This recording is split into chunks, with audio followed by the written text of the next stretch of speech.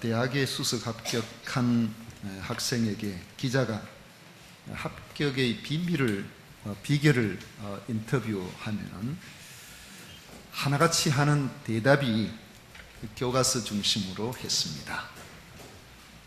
제가 잠은 충분히 자고 공부했습니다. 좀 얄밉게 대답을 합니다. 실제로 명문대 합격생들의 평균 수면 시간이 보면은 한 6시간 반 정도 된다고 합니다. 좀 더 길다 그래요. 잘 때는 제대로 자고 깨어 있을 때는 집중해서 열심히 아마 공부를 하는가 봅니다. 그것이 좋은 성적의 비결이라고 한다면 또 비결일 수 있겠죠. 우리 신앙생활에도 보면은 믿음의 생활을 잘할 수 있는 비결은 뜻밖에도 아주 단순합니다. 하나님의 말씀을 사모하고 그 말씀에 의지하여 기도하는 생활을 잘하게 되면 됩니다.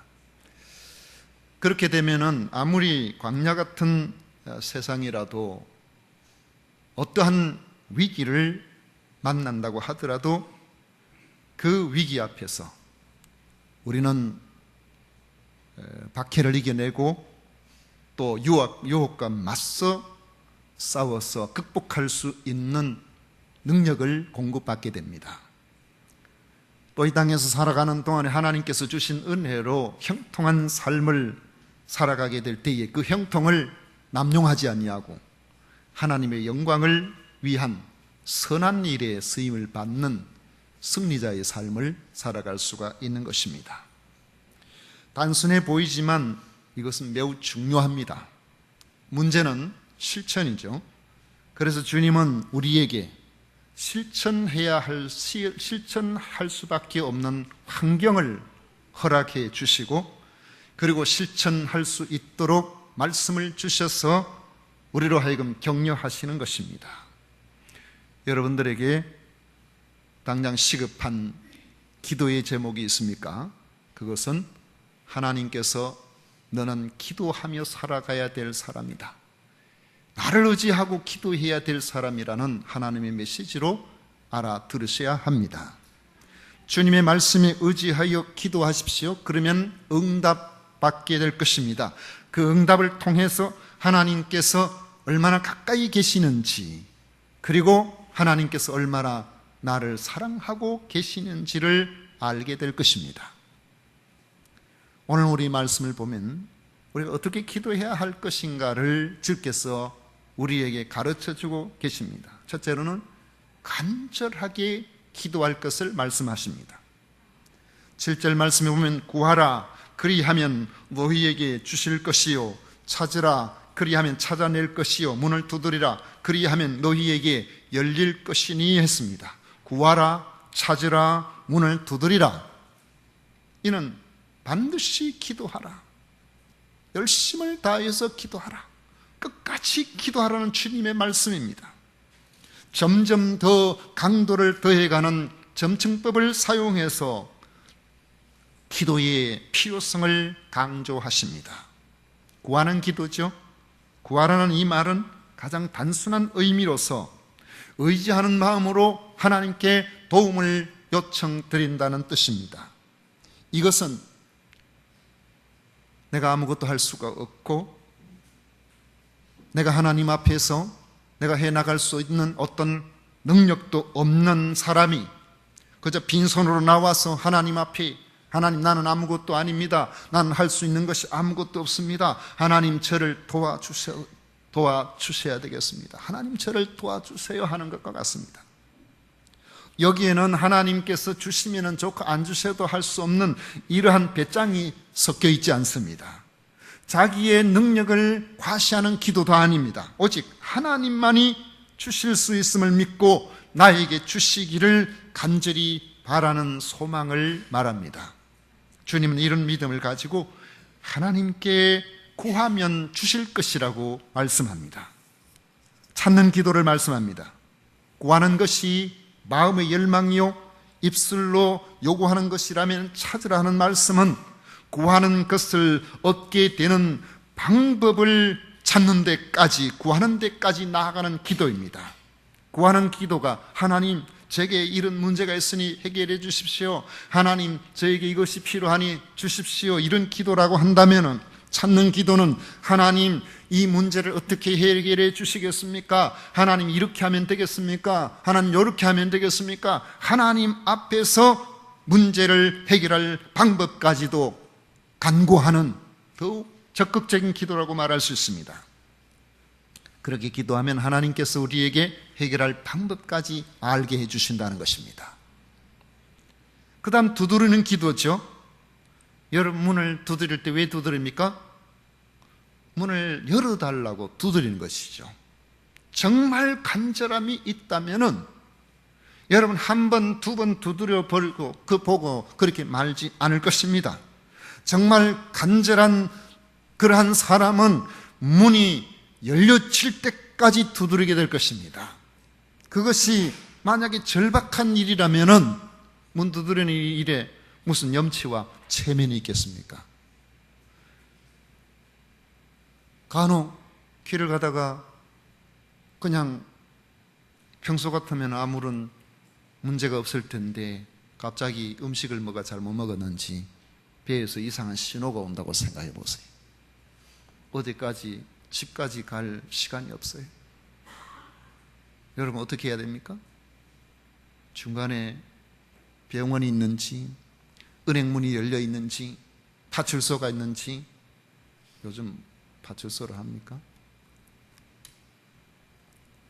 잘 안 부르니까. 뭐라고요? 지구대. 무슨 지구대?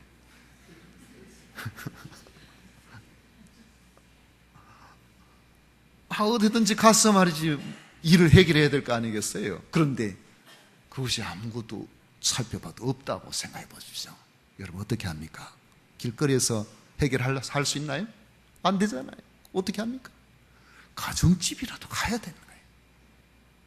여보세요, 지금 제가 배가 아프거든요. 힘이 들거든요. 하도 어이가 없지만은 그 급한데 어쩝니까? 가정집에라도 요청을 해야 되죠. 급하면은 염치도 체면도 없는 겁니다. 해결해 줄 때까지 우리가 문을 두드릴 수밖에 없는 것이죠. 예수님께서 밤중에 갑자기 찾아온 친구에게 먹을 것이 없는 가난한 어떤 사람의 비유를 들어주신 적이 있습니다. 한밤중에 친구가 찾아왔는데 그 친구가 허기져 있습니다. 뭔가 먹을 것을 줘야 되는데 너무나 가난해서 줄 것이 없습니다. 그래서 이 사람이 예의가 아니지만은 이웃집에 찾아갑니다. 그 집에 가서 문을 두드려요. 이미 캄캄한 밤이고 그 집에는 아이들과 더불어서 다 깊이 잠이 들어 있습니다. 그 밤에 문을 두드리는 것은 예의가 아니지만은 그래도 멀리서 찾아온 이 친구에게 먹을 것을 주기 위해서, 여보시오, 문을 열고 나한테 지금 떡 3덩이만 좀 빌려주면은 내가 친구를 대접할 수 있겠는데 떡 3덩만 좀 빌려주세요. 문을 두드리는데 예수님께서 하신 말씀이 대체 그 사람이 떡을 얻게 되는 그 까닭이 무엇인지 아느냐? 그 옆집하고 잘 지내기 때문에 그런 것이 아니라는 겁니다. 무엇 때문이라고요? 안 열어주면 잠을 못 자게 하니까, 계속해서 바깥에서 문을 두드리니까 그 간청함을 인하여서 들어준다고 그렇게 말씀을 하셨습니다. 두드리는 기도는 간절함이 묻어있는 기도입니다. 하나님께서는 이런 기도에 응답하시기 위하여서 하늘문을 활짝 열어주시는 줄 믿으시기를 바랍니다. 주님은 분명히 말씀하셨습니다.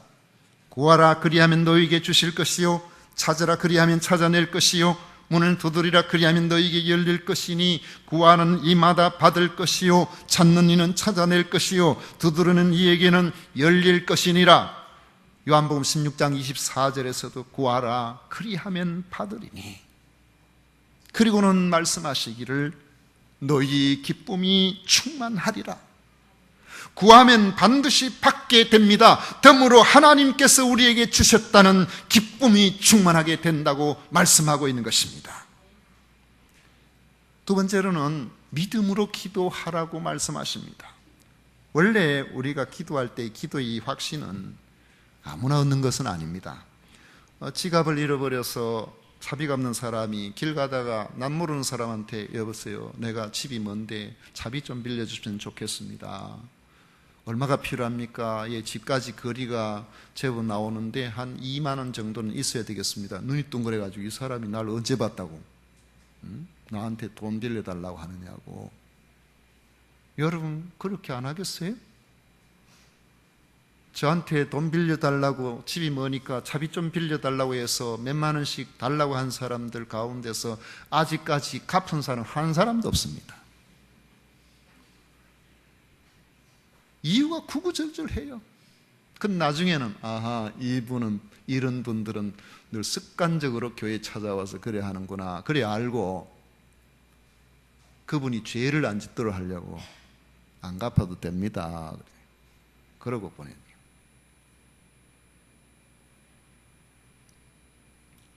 여러분 아무에게나 우리가 빌려달라고 할 수 없잖아요.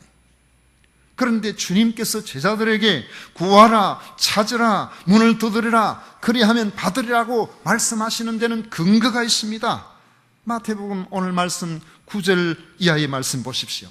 너희 중에 누가 아들이 떡을 달라 하는데 돌을 주며 생선을 달라 하는데 뱀을 줄 사람이 있겠느냐? 너희가 악한 자라도 좋은 것으로 자식에게 줄 줄 알거든 하물며 하늘에 계신 너희 아버지께서 구하는 자에게 좋은 것으로 주시지 않겠느냐?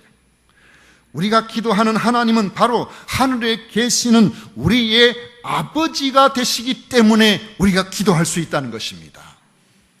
전에는 기도할 자격이 없었지만은 예수님을 믿음으로 이제는 기도할 자격이 생겼습니다. 하나님께서 하늘에 계신 우리의 아버지가 되시기 때문에 그렇습니다. 그래서 하나님 아버지 앞에서 우리가 담대하게 확신을 가지고 나아가 기도할 수가 있는 것입니다. 에베소서 3장 12절에 보면 우리가 그 안에서 그를 믿음으로 말미암아 담대함과 확신을 가지고 하나님께 나아감을 얻느니라 했습니다. 성도는 하나님의 자녀이신 분으로 자식이 아버지께 나아가듯이 담대하게 확신을 가지고 좋은 것을 주실 줄을 믿고 기도할 수가 있습니다. 어느 부모가 떡을 달라고 하는데 돌을 주고 생선을 달라고 하는데 생선인 줄 알았는데 뚜껑 여니까 살아서 해를 날름거리는 독사를 넣어주는 부모가 어디 있겠습니까? 주님은 하물며 하늘에 계신 너희 아버지께서 구하는 자에게 좋은 것으로 주시지 않겠느냐고 반문하시는 것입니다.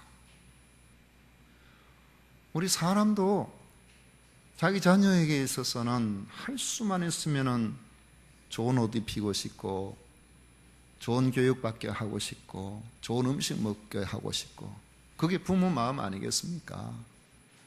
자녀들은 부모의 그 마음을 잘 못 알아주지만은 부모는 자식에게 있어서 항상 좋은 것을 주려고 좋은 환경에서 그렇게 잘 지내기를 원하는, 그게 부모 마음이죠.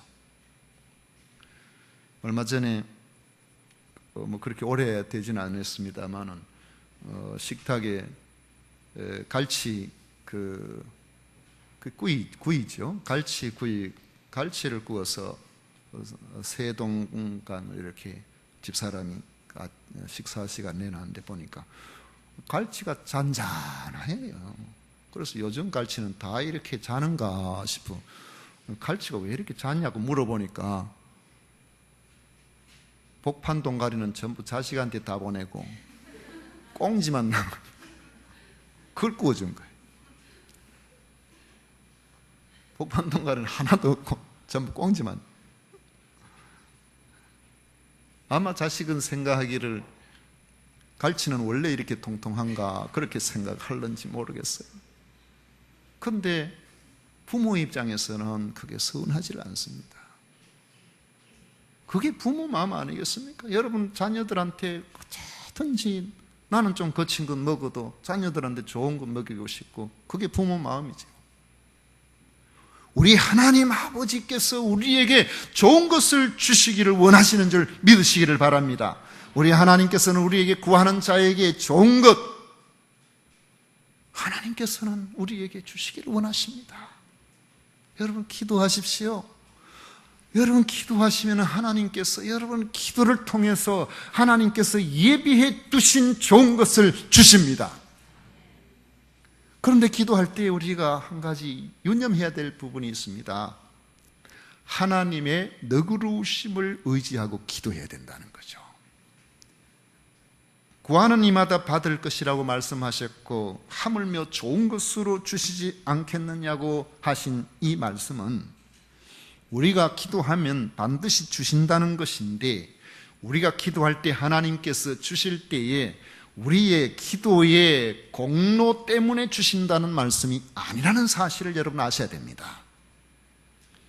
신뢰하는 믿음, 하나님 앞에서 우리가 가지고 있는, 하나님께서 우리가 기도하는 사람의 기도를 하나님께서 반드시 들어주심으로 우리의 믿음이 너무나 진지하고 우리의 믿음이 너무나 확실해서 그 믿음을 보시고 하나님께서 들어주신다거나, 아니면 우리가 시시하게 기도하지 아니하고 끈기 있게 기도하는 부르짖는 그 기도 때문에 하나님께서 들어주시는, 우리의 열정에 의지해서 하나님께서 들어주시는 것이 아니라는 사실을 우리 알아야 됩니다.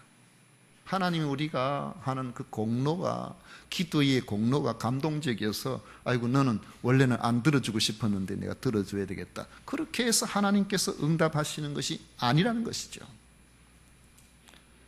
우리 기도에 대한 하나님의 응답하심은 철저하게 하나님의 너그러우심에 있습니다.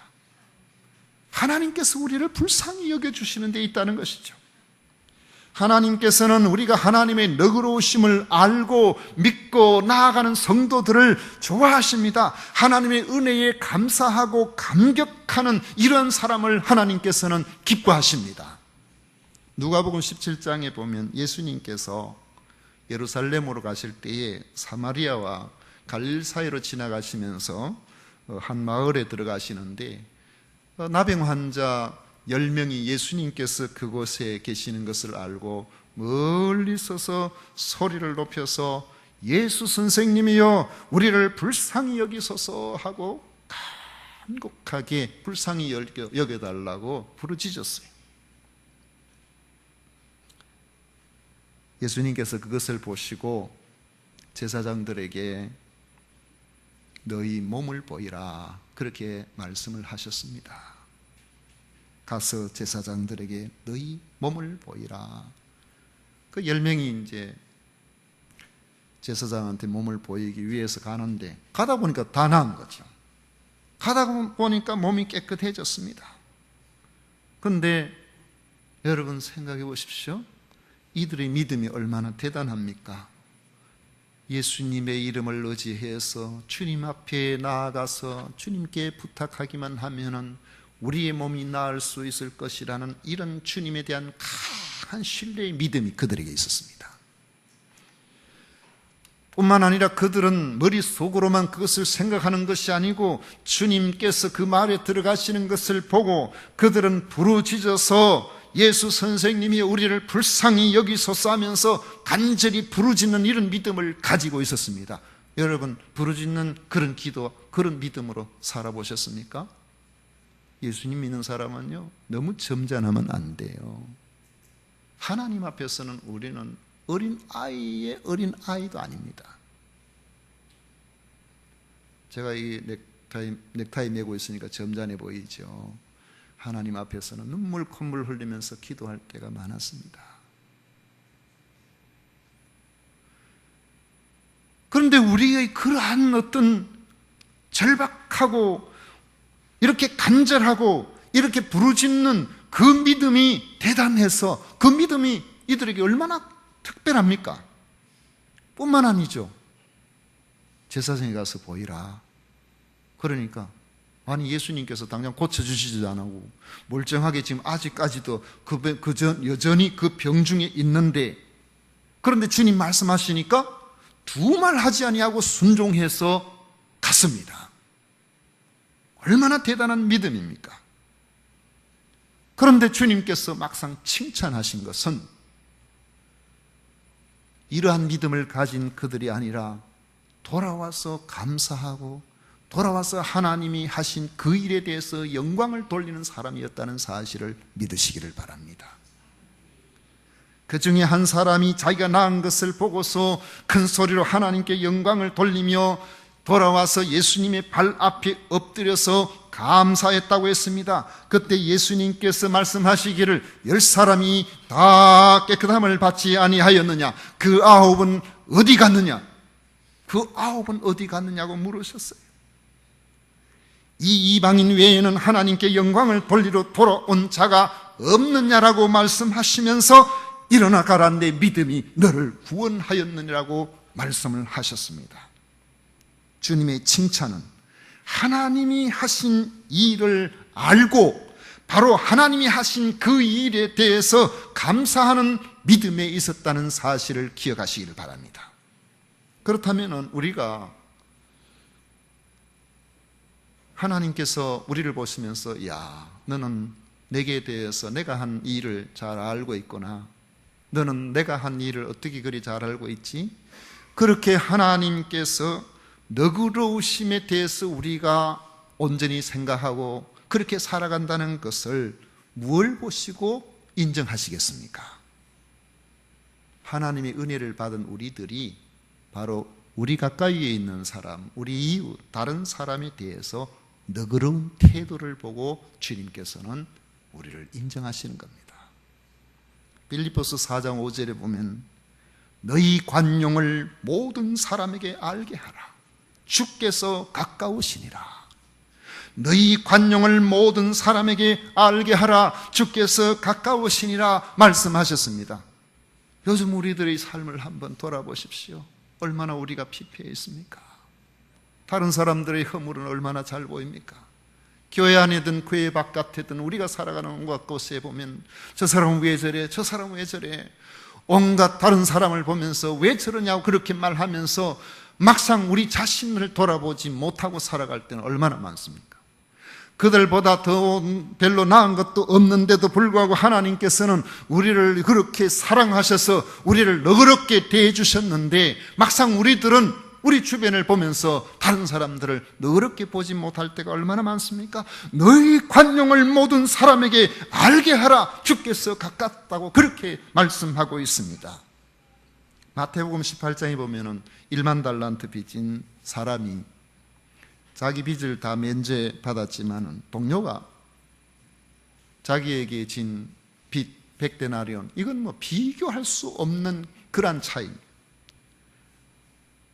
그런데 너 왜 내 빚 안 갚느냐 그러면서 멱살 잡고 붙들고 와서 감옥에 가는 너그럽지 못한 그러한 면을 보일 때에 1만 달란트 모든 돈을 다 면제해 준 임금이 진노했다 그랬습니다. 나는 너에게 너그럽게 돼 있는데 너는 왜 그렇게 하지 않느냐는 것입니다. 기도 응답은 하나님의 너그러우심에 의해서 나오는 겁니다. 하나님께서 우리를 불쌍히 여겨주심으로 우리가 기도의 응답을 받는 것입니다. 그러므로 하나님의 너그러우심을 바라는 하나님의 자녀는 언제나 내 이웃에, 우리 주변의 사람들에게 너그러워야 돼요. 하나님의 너그러우심을 받은 우리들은 우리의 이웃에 대해서 판단하고 비판하고 지적하고 끊임없이 각을 세우는 사람이 아니라 너그러운 사람이 되어야 될 줄 믿으시기를 바랍니다. 12절 말씀 보십시오. 그러므로 무엇이든지 남에게 대접을 받고자 하는 대로 너희도 남을 대접하라. 이것이 율법이요 선지자니라 그랬어요. 새 계명을 너희에게 주노니 서로 사랑하라 그랬죠. 서로 사랑하라 그랬어요. 그 사랑의 기본이 뭡니까? 하나님으로부터 우리가 받은 이 너그러움을 그대로 적용하면서 이렇게 살아가는 것입니다. 우리 이웃들에게 그렇게 사랑으로 받아주고 그렇게 살아가는 거죠.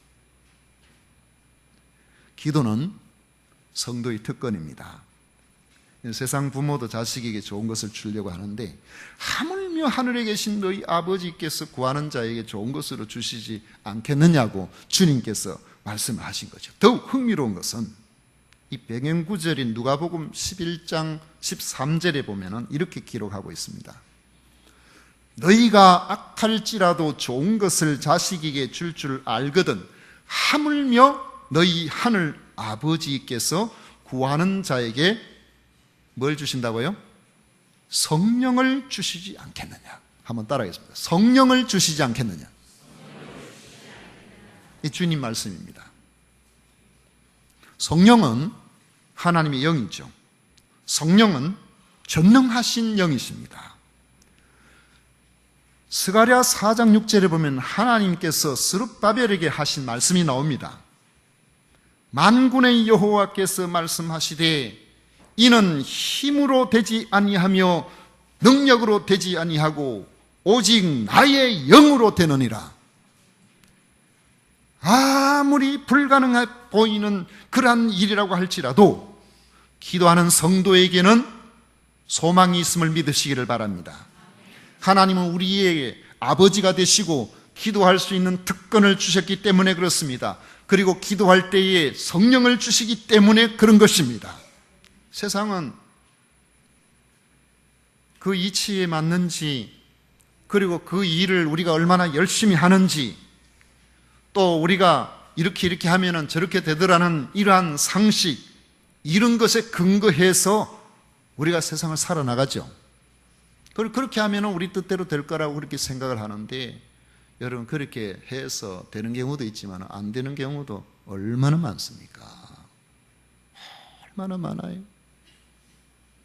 우리 생각에는 보험 많이 넣어놓고 우리 몸 전체를 샅샅이 이렇게 늘 검사하고 이렇게 하면은 어떤 병이라도 다 사전에 이렇게 점검이 되어서 건강하게 80, 90, 100살까지 그렇게 살 거라고 생각하지만은, 제가 지금까지 지나오면서 보니까요, 그렇게 1년에 한두 차례 꼭 정기 검진을 받고 샅샅이 다 살피고 이렇게 해도 집어내지 못하는 병이 있더라고요. 그게 우리 한계입니다.